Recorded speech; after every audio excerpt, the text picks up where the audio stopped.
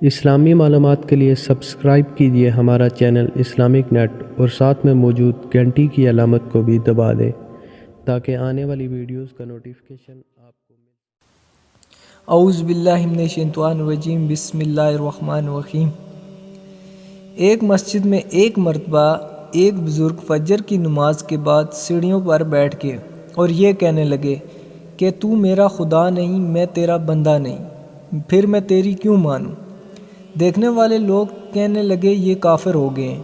کسی نے کہا پاگل ہو گئے ہیں، جب نماز کا وقت آتا تو یہ بزرگ اندر جا کر نماز پڑھتے اور باہر آ کر بیٹھ جاتے اور پھر یہی بات کہنے لگتے۔ مغرب کے قریب ایک شخص وہاں سے گزرتا ہوا ان کی بات سنا اور کھڑا ہو گیا اور پوچھا کہ حضرت، یہ تو کا مخاطب کون ہے اور یہ بات آپ کس سے کہہ رہے ہیں؟ اس پر ان بزرگ کو ہنسی آ گئی اور کہنے لگے، دہلی جیسے شہر میں ایک ہی عقل مند نظر آیا، کسی نے مجھے پوچھا ہی نہیں کہ میں اس تو کا مخاطب کون ہے اور میں کس سے یہ کہہ رہا ہوں، خود ہی سمجھ لیا کہ میں اپنے اللہ سے یہ بات کر رہا ہوں، حالانکہ میں اللہ سے نہیں کہہ رہا۔ پھر اس شخص سے کہنے لگے، تو نے بڑی عقل مندی کا کام کیا کہ مجھ سے پوچھ لیا۔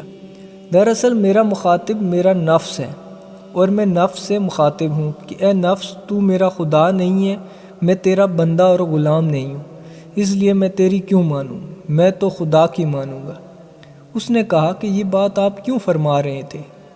اس پر ان بزرگ نے کہا، بات یہ ہے کہ آج فجر کی نماز پڑھنے کے بعد مسجد سے نکل رہا تھا تو نفس نے شدت سے تقاضا کیا کہ آج ناشتے میں حلوہ پراٹھا کھلاؤ، تو میں نے اس سے کہنا شروع کر دیا کہ تو میرا خدا نہیں ہے اور میں تیرا بندہ نہیں ہوں، اس لیے میں تیری کیوں مانوں؟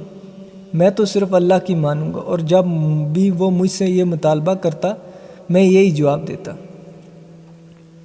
دوستو، یہ واقعہ بڑا عبرت انگیز ہے اور اصلاح نفس کے لیے فکر کرنے والوں کو ایک عمدہ سبق فراہم کرتا ہے۔ اگر ہم نفس کی ہر جائز و حلال خواہش پوری کریں تو وہ سر پر بیٹھ جائے گا، اسی لیے نفس کو تھوڑا کنٹرول میں رکھنا چاہیے۔ دوستو، ویڈیو اگر پسند آئی ہو تو لائک اور شیئر ضرور کریں۔